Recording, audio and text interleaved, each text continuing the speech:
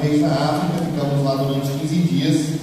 E antes de ir para a África, nesses 15 dias, o missionário veio para Fortaleza e fazer uma reunião no Templo Central. E ele veio dar algumas orientações, algumas diretrizes para que quando ele estivesse lá, nós não viéssemos ser de uma maneira ofensiva culturalmente.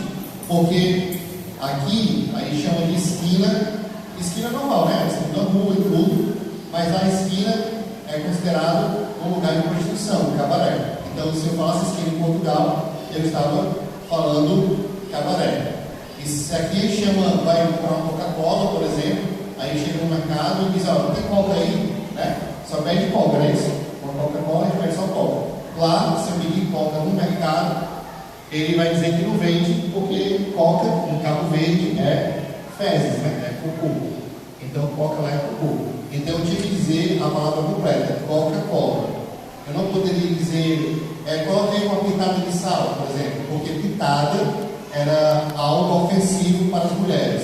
Então, algumas orientações foram passadas para a gente poder ir para aquele país, Cabo Verde. Então, o missionário veio, fez a reunião com nós 5 e deu algumas diretrizes. Outra coisa também que ele orientou foi respeitar a alimentação. Tudo que, se a gente fosse uma casa e aquela casa nos recebessem para convidar, para comer, para almoçar, para jantar, nós não poderíamos rejeitar a comida e ainda tínhamos que repetir, porque se não repetir, nós estaríamos sendo ofensivos com a pessoa que nos convidou. Então a gente comeu a foto anterior, outra foto da gente comendo aí alguma coisa. A gente foi na casa de uma jovem que tinha se convertido, o pai dela, pronto, aí isso é chamado de cachupa. Cachupa lá é como se fosse a nossa feijoada, só que não é feito com feijão preto. Ele é feito com fava, milho, feijão verde, porco, peixe e às vezes até um pedacinho de frango. E o porco não é como um porco daqui não, que a gente deixa muito tempo se limpando o estômago e tal, reservado. Não, o porco é passando na rua, mata e come. Entendeu? Tem que ir de graça a Deus. Não tem que prestar barbazinha, né? Passar os cabelos no porco, tem que pôr aí com o cabelo e tudo. Entendeu? E assim vai. Mas ele chega que dar aquela coceirinha na garganta.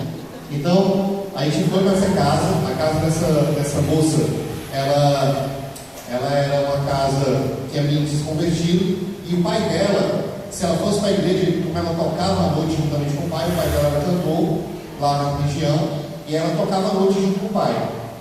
E toda vez que ela faltava a parte de cantar para ir para a igreja, o pai dela chegava em casa e batia nela porque ela estava indo para a igreja e não tinha ido tocar com ela. Ou seja, o pai era totalmente agressivo com a filha porque a filha estava indo para a igreja. E nesse dia, como a gente ia chegar de Fortaleza, pessoas de fora, o pai dela convidou a gente para jantar, almoçar na casa deles. E o missionário estava lá não sei quantos anos, ele não tinha conseguido ir lá evangelizar o pai. E o pai convidou a gente para ir lá. Então, cabia a gente comer a cachupa e repetir a cachupa para não ser ofensivo para eles e assim o evangelho ser pregado. Depois ele quis mostrar a cultura deles, cantando, tocando um instrumento que eles têm lá parecido com a sanfona que a gente tem aqui, mas é um pouco diferente. E depois que ele fez isso, a gente conseguiu pregar o evangelho, fazer a oração na casa. Depois a mãe dela se converteu, aceitou Jesus. O irmão dela, da minha Deise, também se converteu, aceitou Jesus. E a igreja foi crescendo e progredindo. Se o missionário não tivesse nos orientado e a gente fosse lá de qualquer jeito, os irmãos que foram com a gente poderiam negar a comida, rejeitar a comida e não se alimentar, porque aos olhos não era tão agradável, mas quando a gente comeu era até gostoso, era saboroso, era uma mistura um pouco diferente? Era, mas não era ruim, era muito bom. Pode passar aí, João. Aí o missionário é esse de boné, né? Ali, aqui estou eu, estou mais gordinho nessa época aí, né? Então o que o missionário fazia? Ele tinha um projeto para ganhar as crianças, ele trabalhava mais com as crianças. Então ele ensinava os meninos a jogar bola, né? No brasileiro, todo brasileiro conhecido como jogador de bola. Então ele ia chamava os meninos para a igreja, ensinava a respeito da Bíblia, sagrado e tudo. As crianças lá não tinham o costume de chamar o pai e mãe de pai e mãe. Chamavam pelo nome. Francisco, João, Maria. Não tinham o costume de chamar de pai e mãe. E o missionário foi colocando na cabeça deles que eles tinham que abençoar o pai, pedir a benção à mãe, tudo direitinho. E as crianças foram mudando o comportamento com o tempo. E os pais começaram a visitar a igreja porque as crianças tinham mudado o comportamento. A criança que chamava o pai de Francisco, de João, agora se acordava de manhã e pedia a benção pai, a benção mãe. E toda essa mudança foi chamando a atenção da comunidade lá na região da onde a igreja estava localizada. E as pessoas, os pais e as crianças começaram a visitar a igreja pela mudança de comportamento que os filhos estavam tendo. Então, isso é pregação do Evangelho. Através de uma simples atitude de pregando o Evangelho e reconhecendo a cultura, sabendo que os filhos não tinham costume de pedir a bênção ao pai, como aqui em Fortaleza, aqui no Brasil. Ele mudou essa mentalidade das crianças, e as crianças começaram a pedir a bênção ao pai, a bênção à mãe, e os pais começaram a querer ver por que os filhos estavam mudando tanto para melhor, melhorando a nota, tudo direitinho, e começaram a frequentar a igreja por curiosidade, para saber o que é que esse Jesus estava fazendo na vida deles. Os cristãos lá não são conhecidos como cristãos, como evangelho, eles são conhecidos como nazarenos. Por que são conhecidos como nazarenos? Porque a igreja dos nazarenos, que existe no Brasil, foi a primeira igreja a chegar em Cabo Verde. Então a igreja foi muito conhecida, muito famosa, e essa igreja, os cristãos, todo mundo que se convertia lá era chamado de nazareno. Então não é evangélico como é aqui no Brasil. Pode passar, irmão.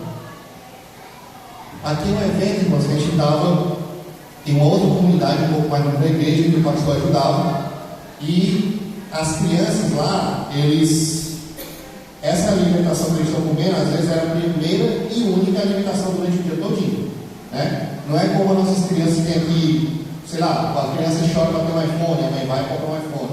A criança quer comer tudo de bom e do melhor, o pai vai lá, faz sacrifício, come de bom e do melhor. E ali, essas alimentações, algumas delas, segundo o relato do missionário, era a primeira e única refeição do dia, naquele dia. Então, você acha que o campo missionário é fácil? Não é fácil. Então, a realidade da África, realmente é essa realidade que você vê na televisão. É escassez, é fome, é quintura, não existe escola pública, toda escola lá, você tem que pagar a escola pública que tem, né? Você paga uma taxa, mais ou menos de 30 a 40 reais por criança para estudar. Não existe saúde como o SUS aqui. Toda consulta que você faz lá no Cabo Verde você paga. Você, cirurgia, injeção, qualquer consulta, mesmo sendo pelo Estado, você tem que pagar. Diferente do SUS aqui. Se você acha que o SUS é ruim, imagine se você não tivesse o SUS. Então assim, lá não tem isso aqui não tem escola pública, não tem SUS, né? Diferente aqui no Brasil, é uma escassez muito grande lá. Existem erros cirúrgicos muito grandes. Teve um caso lá de uma criança que foi operar o pé esquerdo e o pessoal operou o pé direito, aí ficou com 2 perninhos. Então é complicado. Então essas crianças aí estavam tendo a primeira refeição do dia, eles ensinam a ler, a escrever, e também usam a Bíblia para fazer isso, louvam, adoram o Senhor, lê a Bíblia. Pode passar um pouquinho. Aqui é meu filho, né? Ele já está mais grande agora, mais grandinho, na fila, interagindo com as crianças. Eu fiz questão de levar, né? Eu não ir sozinho, mas tirar um tempo para mim, para minha esposa, para o meu filho, conhecer, para que meu filho também visse a realidade de outras crianças de outros países. Que ele era privilegiado para morar no Brasil e ter pais cristãos. Nessa época não tinha celular, que a gente só deu com 12 anos de idade, mas eu acho que ele tinha acabado de ganhar celular, ele tinha 12 anos. E ele era privilegiado, porque nasceu na igreja, aprendeu o Evangelho. Depois daí que ele voltou do Evangelho, dessa missão, ele quis se batizar, fazer discipulado, tudo, porque ele viu a realidade do Evangelho, quando o Evangelho entra no coração das pessoas, como ela transforma, como ela muda, como ela é impactante na vida das pessoas. Pode passar. Aí eu tive que me fingir de Bíblia Sagrada, fiquei mais ou menos 1 hora em pé, com aquele negócio ali, enquanto o missionário explicava a questão das cores da Bíblia, né, que tem um livro chamado Livro Sem Palavras, que é só por cores, que explicam a relação, o amarelo significa uma coisa, se eu não me engano é o céu, o preto é o pecado, o vermelho é o sangue de Cristo, o branco é a purificação daquela palavra de Deus através da palavra do Senhor, e o verde é o pasto, que é o alimento que a Bíblia Sagrada também é através da palavra do Senhor. Então ele ficou explicando direitinho como era a palavra, né, que é o livro sem palavras, e eu estava vestido de Bíblia aí nesse dia. Vai passar? Aí, ó, eu estava aí com a Bíblia, o coração já limpo, né, purificado pela palavra de Deus. Estava com o cabelo meio descabelado aí, né, sem água. Vai passar? Aí é um momento de oração, as crianças estão orando, algumas delas não dá para ver aqui, mas algumas estavam descalças, né, não tinham descalços, algumas estavam com algumas feridas na cabeça, porque o produto de higiene lá é caro, a água é cara. Para você ter ideia, a gente foi no mercado para comprar sabão em pó, e um sabão de se não me engano, 2 quilos, custava em torno o equivalente a R$100. E o sabão não era nem conhecido, era o sabão da marca deles lá. Não era Omo, não era Brilhante, não era IP, era um sabão deles, custava mais ou menos R$100. Lá é mais barato você comer salmão do que você comer frango. Então, é mais barato você comprar salmão, atum, essas coisas, do que frango, porque lá a região como é uma região circulada por ilhas, então a pescaria é muito grande. O mercado de peixe teve para o prazer de ir lá no mercado de peixe, escolher o salmão, tudo direitinho. Passou quase 15 dias comendo salmão. De vez em quando a gente comia galinha, né, frango. E uma vez a gente foi para uma casa de um irmão lá da igreja, que se chamava comer galinha e caipira. Aí imagina a galinha vindo um gigado lá da capoeira, né, tudo, mas era galinha e caipira. Vai passar. Aí uma pessoa vendendo o porco que eu falei para os irmãos, né? O porco, eles matam mesmo em casa e tudo, não tem aquele zelo que a gente tem de separar um período e tudo para purificar o estômago. Estava vendendo porco, a gente foi lá, só bater a fotinha para ficar registrado. A região lá, vocês vão ver, é bem árida, entendeu? É bem seca, certo? Você vê que não é como aqui, né? Não tem asfalto, algumas ruas não tem asfalto. A maioria das ruas é barro ou então aqueles calçamentozinhos. Pode passar? Tem ainda aí fora? Pronto, aí é o irmão Cláudio, né, que foi com a gente. Ele e a Geis, quando ele e a Geis eram só amigos, agora eles começaram a ter um relacionamento mais amoroso, amigável. Hoje são casados, têm 2 filhos, né? Deus abençoou lá a vida deles. Pode passar? Aí de novo os irmãos lá, no momento da oração. Pode passar, por favor. Pode passar. Ver se tem mais alguma coisa aí. Pronto, aí a igreja lá no Cabo Verde. Vocês podem ver que é o que eu acho que é a metade dessa daqui. Vocês veem que é 2 cadeiras, né? Duas do lado do outro, e um corredor super estreito. Lá também não tem baterista, não tem banda. Lá tem culto que eles ouvem com a Gabriela Rocha, com a Cassiane. Ele bota um vídeo lá e os irmãos ficam cantando junto com as cantoras. Tem uma irmã lá chamada Solângela. Hoje ela não está mais Cabo Verde. Deus abençoe ela, está morando hoje na Holanda. Mas a Solângela, irmãos, ela morava cerca de 20 quilômetros da igreja. Ela ia a pé da igreja de manhã, pelo culto da manhã, e voltava a pé. Ela em torno mais ou menos. E o detalhe, ela ia só uma refeição por dia. Ela comia uma refeição por dia, ia para a igreja e voltava para a igreja. E eles cantavam com uma adoração tão imensa, tão intensa, que você não é acostumado a ver aqui no Brasil. A igreja, comparado lá na África, isso é a igreja independente do ministério, independente da congregação, das igrejas que eu já fui. Nenhuma igreja no Brasil eu vi tanto fervor, e tanto amor, tanta dedicação como lá na África. Não tem. Nenhuma que eu já frequentei, que eu já vi. Esse movimento que a gente faz no nosso congresso, de semana pentecostal, tudo, não tem nada a se comparar com lá. Lá os irmãos, quando vão para adorar a Deus, eles vão adorar a Deus de verdade. Porque você andar 20 quilômetros, uma refeição, e depois voltar de novo, ou seja, 40 quilômetros para ir para a igreja, você tem que ter muita fé mesmo. Andando mesmo, andando. Não tem dinheiro para pagar táxi, nem pagar ônibus. O ônibus lá não é tão caro, é cerca de... Para ir para o centro da onde estava era mais ou menos uns 30 centavos, e a mulher não tinha dinheiro para pagar 30 centavos para ir para a igreja, o equivalente, porque é muita escassez. Você vê a desigualdade social muito grande. Tem países, tem lugares que tem toda a estrutura, tudo bonitinho, asfalto, ok, e tem ali na região que a gente estava, não tinha essa estrutura toda. A maioria deles, dentro de casa, só tinha um chuveiro para tomar banho, com uma banheira, e a necessidade fisiológica fazia fora de casa. Ele chamava de ribeiro. O que é o ribeiro lá? O ribeiro como é uma região cercada de montanha, né, tudo. Quando chove, por onde passa a água, eles iam naqueles locais e faziam a sua necessidade lá, onde passa a água. E depois eles plantavam e tudo, e teve uma irmã, devido a esse falta de cuidado, ela comeu uma alface, né, e pegou um verme do corpo na cabeça. Uma irmã de lá, devido a essa falta de higiene, a falta de saneamento básico que lá não tem, acontecer isso. As crianças lá, infelizmente, são colocadas na vida sexual muito cedo, muito precoce, diferente daqui. O missionário relatou para mim, eu não cheguei a ver, graças a Deus, que via crianças tendo relações na rua, incentivado pelos adultos, era muito complicado lá a questão da prostituição. Pode passar aí? Aí foi um dia que a gente foi apresentar na igreja. Aqui eles saíram para evangelizar. As casas lá geralmente é feito assim, não é tijolo como daqui, né? Esse tijolo mais, como fosse um tijolo industrial que a gente vê nas indústrias aqui, são desse jeito. As ruas, olha, daquelas paralelepípedo, né? Como estão fazendo ali agora lá na Serra Termine, ou lá na Beira-Mar. Pode passar.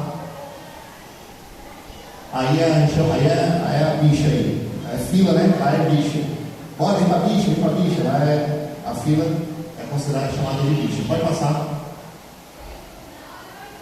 Pronto, a rua é assim. Tá vendo aquelas partes ali mais altas, lá na parte de cima ali, no canto direito superior?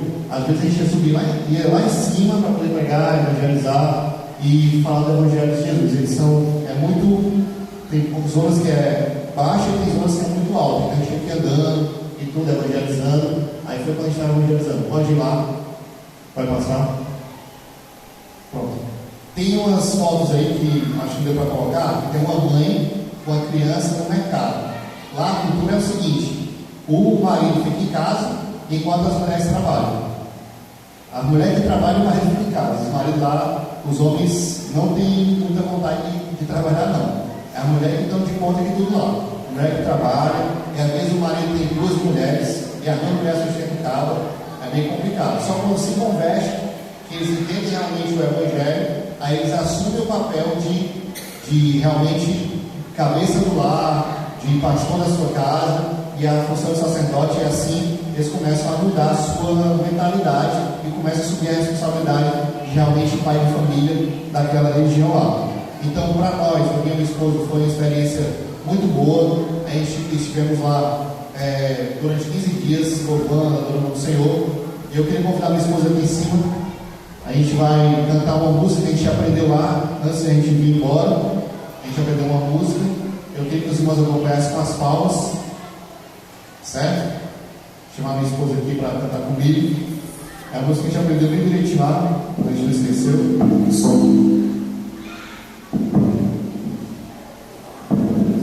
A gente está parecendo um casal daquele que passava avião, né, irmão? Aqueles passarinhos que os irmãos viram, né? Amarelo. Vai casar daquele que passava avião, né, filho? Não é abadá não, né, irmão? É a roupa que eles usam lá, a gente mandou fazer.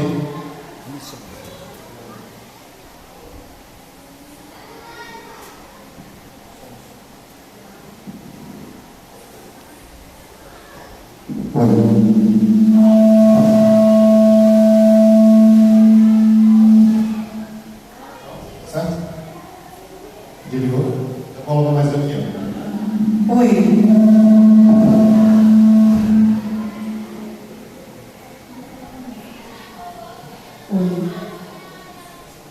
Glória a Deus.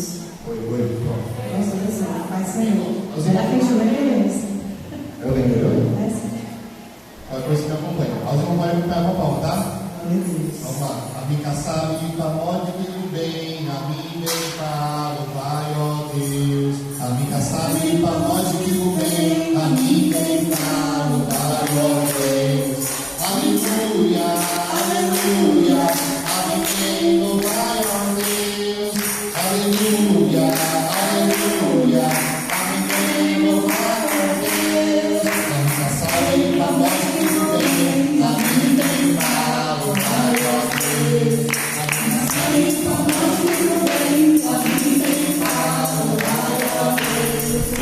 Aleluia, aleluia.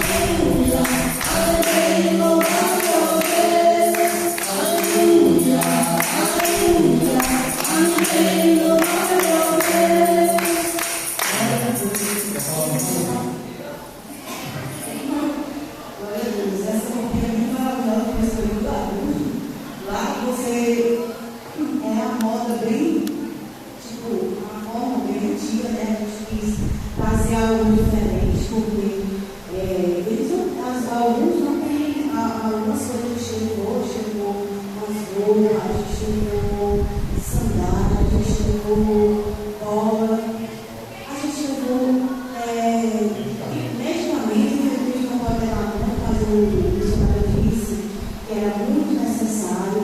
Então a gente, antes de fazer em casa, nos preparando, essa preparação, porque nós fomos não puxados pela Assembleia de Deus. A gente foi umas férias missionárias, com muito amor, que a gente ajudava esse missionário muito 2014, do ano, mas a gente sempre estava ajudando o missionário, a gente sempre ajuda, nosso estabelecimento está no centro, a gente sempre está ajudando o que a gente consegue, porque eu acho que isso é a verdadeira cristã. Quando a gente consegue alcançar as pessoas com amor, a gente tem. Então, a gente escolheu essa roupinha aqui lá. A gente tem um tecido assim, quase de frente à casa da mulher. Um tecido, e a gente escolheu essa roupinha para trazer a diferença e mostrar, né? E a gente pôde alcançar essas pessoas. Com certeza, eles ficaram muito gratos. É muito lindo ver como eles são gratos com a presença de Deus, com a amor das pessoas. Então, nós possamos hoje, através das nossas vidas, entender que quanto mais você mostrar o amor de Deus para o seu próximo, para as pessoas, por mais que seja através de um único detalhe, em nome de Jesus.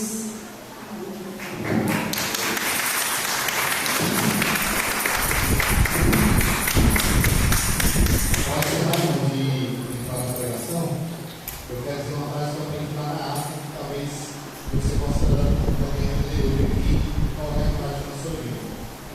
Eles olham dessa forma em frente a gente. Eles olham o seguinte: Senhor, se o Senhor sabe que amanhã eu vou me desviar da relação do Senhor, que o Senhor me mate hoje. Eles preferiam morrer naquele dia que você está fazendo o Senhor.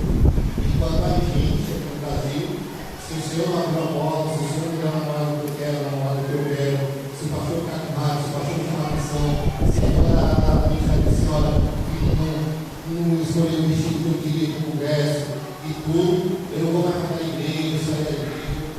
Por qualquer coisinha, nós queremos vestir a nossa fé. E eu faço a pergunta para os irmãos: por que nós estamos aqui na igreja do Senhor? Qual foi a razão que nos levou a aceitar Jesus como Senhor e Salvador? A razão que nos levou a aceitar Jesus como Senhor e Salvador foi para que Ele melhorasse o casamento, foi para que Ele melhorasse o vida financeira, foi para que Ele melhorasse a minha capacidade de chegar nas pessoas e alcançar as pessoas, ou foi para que Ele tivesse a minha vida transformada pelo poder do Evangelho, porque eu era miserável, pobre, duro, pecador, longe de ser do Senhor, mas a sua graça, a sua misericórdia me alcançou. Eu era inimigo de Deus, eu era uma pessoa que não dava nem para a graça, nem para a igreja, nem para Deus, vivia fazendo o que eu queria, mas agora o poder do Evangelho alcançou a minha vida, alcançou a sua vida, e você está aqui, louvando e adorando o nome do Senhor Jesus, tendo acesso ao trono de Deus, porque a graça de Deus alcançou cada um de nós. Então, nós estamos aqui nessa noite, você que possa converter o nosso pensamento de qualquer coisinha que ele sair da igreja, e converter em crentes de verdade, crentes inabaláveis, crentes verdadeiramente como os montes de Sião, que não se abalam, mas permanecem para sempre, porque a sua fé não será acessada coisas que você pode pegar, pelas coisas que você pode apalpar, mas a sua fé está em Cristo Jesus, que morreu por você e se entregou por você.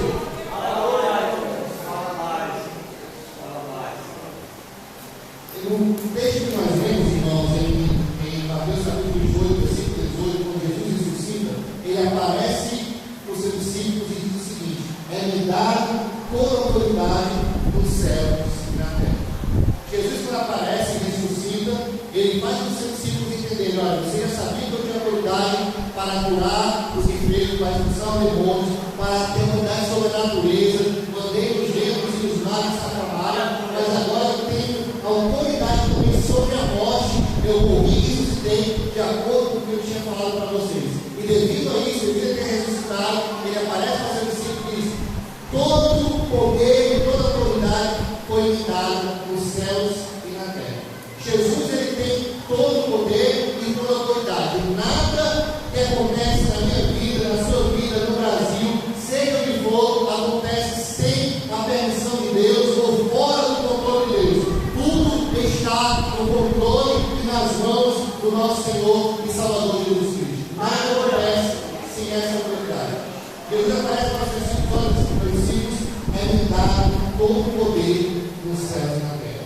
Porque eu entendo que Jesus tem o poder para fazer o que Ele quiser na sua igreja, na minha vida e na sua vida. Ele pode realizar todas as coisas na nossa vida. Ele pode fazer o possível acontecer. Ele pode fazer o milagre que realmente eu preciso. Ele pode realizar. Mas também Ele está dizendo que tudo que Ele pediu, tudo que Ele ordenou, tem que ser cumprido.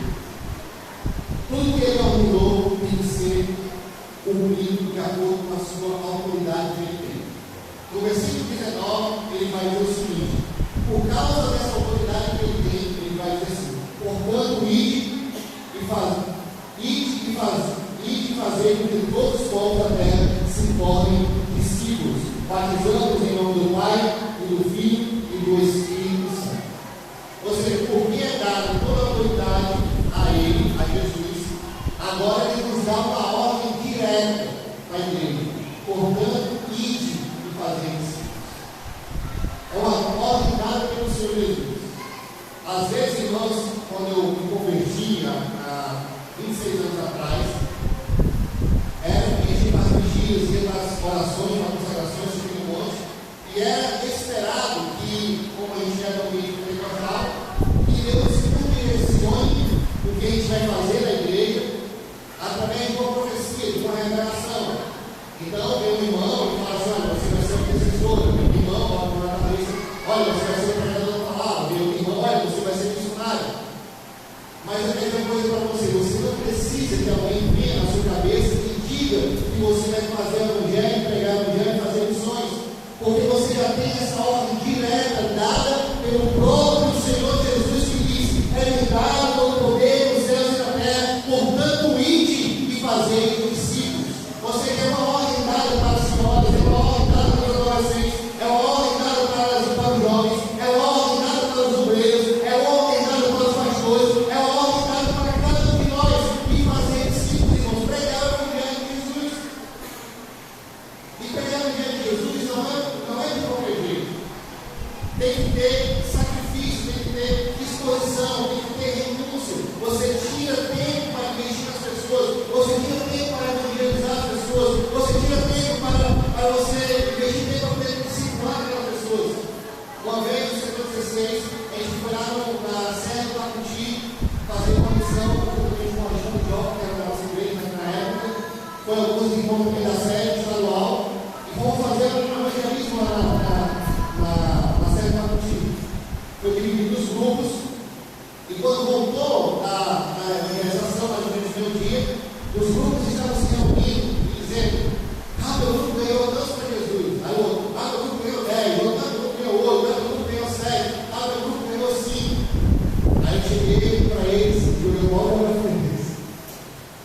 Aí eu disse: não, você não ganha aqui não. Se os irmãos vierem para a igreja, se para Jesus, se vai ganhar e realmente ficar na igreja, que vai ganhar o pastor da igreja. Vocês só vão divulgar a palavra, vocês não sabem o evangelho, vocês não sabem o que vai acontecer. Você discipulou, você pegou para o batismo, você está acompanhando, você está aconselhando. Como você tem alguém para Jesus?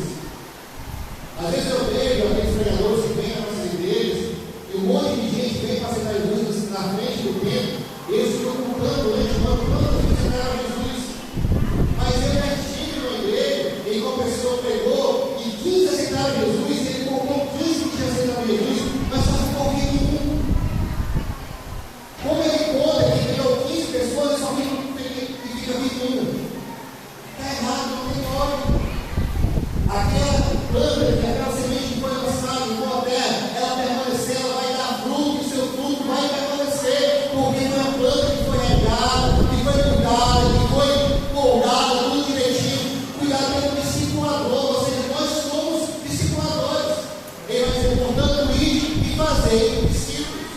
Eu não fui chamado somente para estar cantando, somente para estar pregando, somente para estar pegando o microfone e expondo meu prato de estado de evangelista, porque tudo isso vai ficar. Nós somos chamados para pregar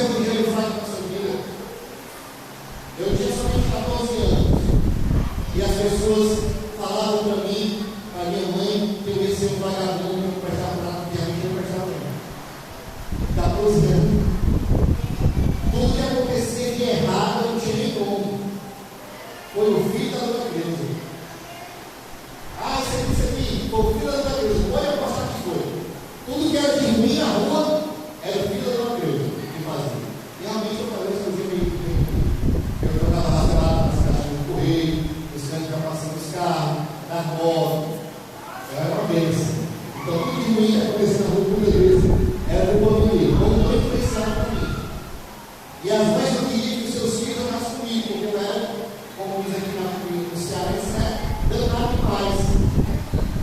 Só que aí eu ia me convertir, aceitei Jesus, e minha vida mudou de maneira radical. Minha mãe não precisava mais me chamar, porque fazer as coisas que eu já fazia, esse livro de bons com minha vontade. Minha vida agora, depois da escola, quando tinha multa, pegava minha menininha, minha arrumada, tudo bonitinho, de gravata, sem se ouvir, sem nada, 14 anos, ia para a igreja, tudo bonitinho. Aí as mães começaram a ver uma coisa assim. As mães não queriam que seus filhos andassem comigo. Aí eu dizia, ei, gente, passa aqui para chamar fulano para ir para a igreja. Passa aqui para chamar fulano para ir para a igreja contigo.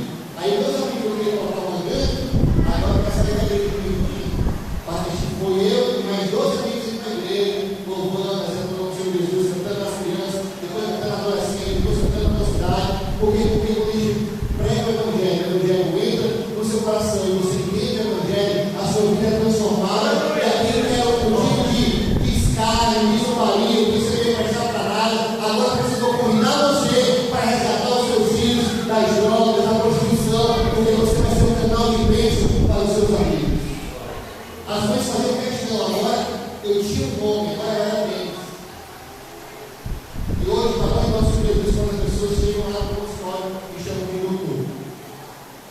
Porque me colocou uma missão na minha vida de sobrevivência. Mas tudo isso é consequência de uma vida, irmãos, voltar dedicado ao Evangelho. Voltar dedicado ao Senhor Jesus. Voltar dedicado às coisas que Deus tem preparado para mim esse ano. Se você quer ter uma vida abençoada, se você quer ser um cristão abençoado por Deus, não existe nada mais abençoador do que você pegar o Evangelho para uma pessoa que estava nas drogas, desiderada pela sociedade, e essa pessoa se converter e estar na igreja do Senhor, louvando, exaltando, e muitas vezes se tornando pastores. Eu já tive o prazer de discipular pessoas que estavam nas drogas, na bebedeira, no vício de jogatina, que hoje são pastores e dirigem congregação. Eu tive o prazer de ver isso. E você tem que entender que isso é um prazer, porque você precisa comer. E às vezes a pessoa não vai agradecer. Mas você vai fazer uma transformação grande na pessoa pelo poder do Evangelho. E que vai recompensar você. Não é o pastor Adriano, não é o pastor Montes, não é a igreja em si, mas é o próprio Deus dos céus que vai abençoar você e vai dizer: eis aí o meu filho, mostra o que tem feito, meu filho. E você vai ter mostrado muitos frutos que você fez aqui na terra, que você se encontrar com ele. Faça a obra do Senhor Jesus. Não espere alguém chegar na sua mão. Esse